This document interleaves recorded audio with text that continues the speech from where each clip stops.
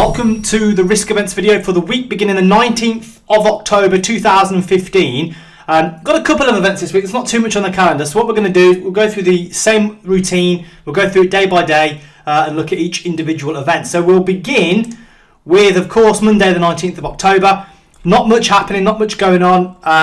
Chinese GDP came in a bit higher. Chinese industrial production came in a bit lower.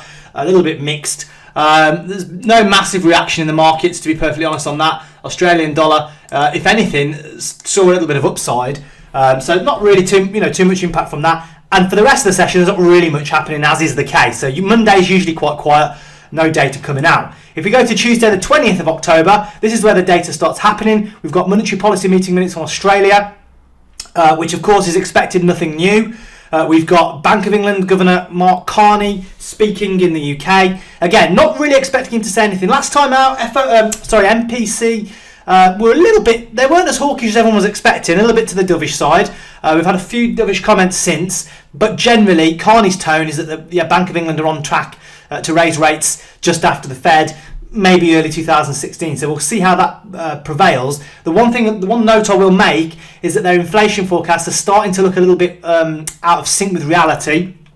They forecasted inflation to start ticking higher from the summer through the end of the year to the point where they can raise rates. What's actually happened is that they got out of deflation in May or June, and then ever since then it's now dipped back towards that zero and deflationary territory. So it's not the slow, solid recovery that the Bank of England were hoping for, which of course is very likely to put interest rates off, basically. So that'll just be interesting to see what Mark Carney says in relation to that. We've then got building permits on the US. Again, not a data point I'm expecting to be particularly market move unless we get a massive deviation. I don't really expect anything from that.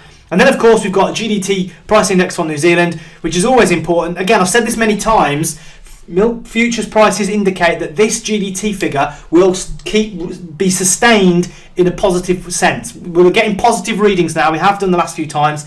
The reading for 2016, the middle of 2016, according to the futures prices, is that the milk prices will be significantly higher than where they are right now. So we expect this GDT to remain firm and solid going into the next 6 months, basically.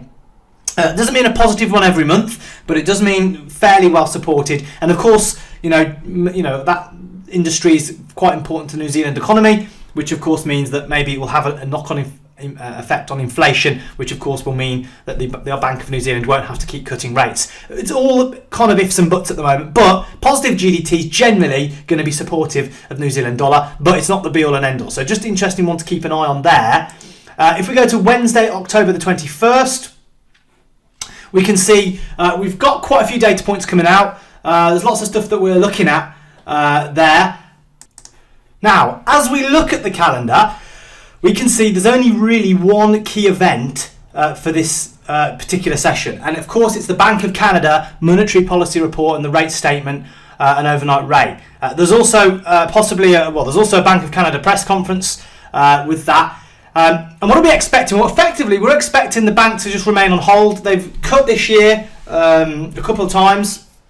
They're in an easing cycle for sure. But at the moment, after all that, they're kind of in a wait-and-see mode. They just want to wait and see what impact it will have. They want to see what impact lower oil prices are going to have. Because, of course, their economy is going to be most affected by the drop in oil. Oil seems to be kind of stabilising around $50 a barrel, give or take. How's that going to play out with the Canadian economy? All these questions need to be answered. At the moment, the Bank of Canada have adjusted their rate. They're sitting tight. They're waiting to see how it plays out. And to do that, you just need to allow the passage of time. So, with that in mind, we don't expect anything new at this meeting. But some analysts do expect the Bank of Canada to act again at some point soon over the next few months. But of course, it all depends on the data. It all depends on the economic situation in Canada. The economic situation in Canada is pretty mixed. Inflation's not too bad, but you've got growth concerns. You've got concerns in other areas of the economy, whereas everywhere else in the world, it's kind of the opposite way around. But Canada, slightly different situation. So it'll be interesting to see how the Bank of Canada manages it. But the fact is, we're not expecting anything new at this meeting. If we get something new, that will move Canadian dollar significantly, depending on what happens. Obviously, if they cut again, you're going to get a big sell-off on Canadian dollar against pretty much everything. So, you want to keep an eye on that, because if there is a surprise, that's a massively tradable event. Okay. Now, if we go to Thursday, the 22nd of October, we can see we've got UK retail sales. These are expected to come out slightly better, 0.3 versus the previous 0.2, which should be supportive of the pound, especially if Carney's speech is just upbeat, generally, not necessarily too hawkish, but as upbeat as he has been of late. Then, of course, we've got the biggest one of the day, European minimum bid rate. We've also got the press conference on the ECB.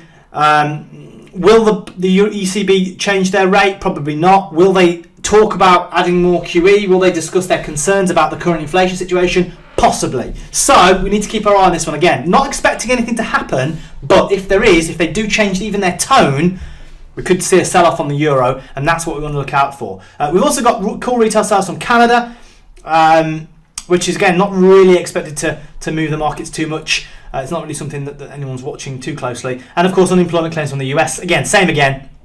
It comes out so regular, it's not really considered massively market moving unless there's a significant deviation. Then we go to Friday the 23rd, and we can see we've got French flash and German flash manufacturing PMIs from the Eurozone.